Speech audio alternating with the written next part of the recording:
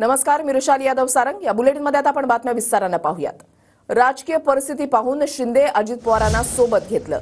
संघाच्या बैठकीमध्ये देवेंद्र फडणवीसांकडून ही भूमिका स्पष्ट करण्यात आली आहे। उद्धव ठाकरेंनी धोका दिल्याचंही फडणवीसांनी या बैठकीमध्ये म्हटलंय। लोकसभेच्या वेळेला कुठे कमी पडलो याबाबत फडणवीसांनी भाष्य केलं। नागपुरात फडणवीसांच्या उपस्थितीमध्ये संघाची समन्वय बैठक पार पडली आणि या बैठकीमध्ये विविध मुद्द्यांवर फडणवीसांनी आपली भूमिका जी आहे ती स्पष्ट केलेली आहे। संघाच्या बैठकीमध्ये देवेंद्र फडणवीस यांनी आपली भूमिका स्पष्ट केली आहे। या बैठकीमध्ये नेमकं काय झालं, कोणत्या मुद्द्यांवर चर्चा झाली, तर अजित पवारांना सोबत घेण्यावर संघाच्या पदाधिकाऱ्यांनी आक्षेप घेतला। इतरांना सोबत घेऊन आपल्या पदाधिकाऱ्यांवर अन्याय का, संघ पदाधिकाऱ्यांनी हा सवाल केला। राजकीय परिस्थिती पाहून शिंदे अजित पवारांना सोबत घेतल्याचं उत्तर फडणवीसांनी दिलं। अजित पवारांना सोबत घेण्याचा महायुतीला अपेक्षित फायदा झाला नाही असं फडणवीसांनी म्हटलंय। या बैठकीमध्ये भाजप आणि राष्ट्रवादीची मतं एकमेकांना ट्रान्सफर झाली नाहीत। मतांची टक्केवारी कमी राहिल्यामुळे महायुतीला लोकसभेला फटका बसला असं फडणवीस यांनी या बैठकीमध्ये म्हटलेलं आहे। लोकसभा निवडणुकीमध्ये चुकीच्या नॅरेटिव्हचा फटका बसला हे देखील फडणवीसांनी मान्य केलेलं आहे। विधानसभा निवडणुकीमध्ये अजित पवारांना सोबत घेऊन पुढे जाणार।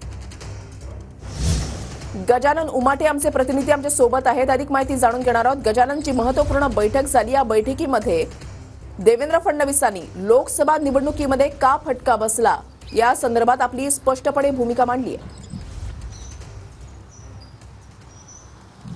नक्कीच संघ विदर्भातले संघाचे प्रमुख पदाधिकारी आणि उपमुख्यमंत्री देवेंद्र फडणवीस यांची जवळपास 2.5 तास काल रात्री बैठक चालली आणि लोकसभा निवडणुकीत का फटका बसला, अजितदादांना सोबत घेण्याची भूमिका का घेण्यात आली, कारण की गेल्या काही दिवसात अजितदादांच्या महायुतीत सहभागाबद्दल संघाच्या नेत्यांनी पदाधिकाऱ्यांनी नाराजी व्यक्त केली होती। त्यामुळे ती भूमिका समजून सांगितली आणि त्यानंतर आगामी विधानसभा निवडणुकीमध्ये काय स्ट्रॅटेजी असेल याबाबतही भूमिका जी आहे ती उपमुख्यमंत्री देवेंद्र फडणवीस यांनी मांडलेली आहे।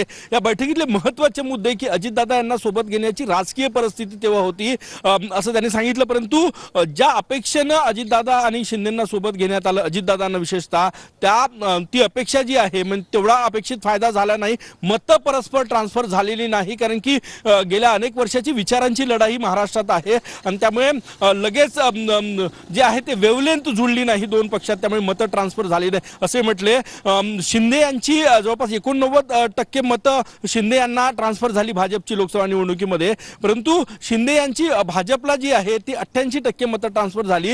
ही टक्केवारी आणि अजितदादा यांना भाजपची ही मतं ट्रान्सफर झाली नाही आणि अजितदादांची भाजपला मतं ट्रान्सफर झाली नाही असे ते म्हटले। त्यासोबतच जे पन्ना प्रमुख, पेज प्रमुख आणि इतर जी संघटनात्मक बांधणी भाजपनं या संपूर्ण लोकसभा निवडणुकीसाठी केली होती त्याचा फारसा फायदा जो आहे तो झाला नाही आणि सगळ्यात मोठा फटका जो मतांची टक्केवारी जी आहे ती कमी राहिलेली आहे त्यामुळे फटका बसल्याचं त्यांनी सांगितलेलं या बैठकीत। नक्कीच धन्यवाद गजानन दिलेल्या सविस्तर माहितीसाठी। तर दादांना सोबत का घेतलं, संघाच्या बैठकीमध्ये फडणवीसांनी यावर सुद्धा भाष्य केलेलं आहे। उद्धव ठाकरेंनी धोका दिल्याचं फडणवीसांनी या बैठकीमध्ये वक्तव्य केलेलं आहे। लोकसभेच्या वेळेला कुठे कमी पडलो याबाबत फडणवीसांनी या बैठकीमध्ये भाष्य केलेलं आहे, आपली भूमिका स्पष्ट केली आहे।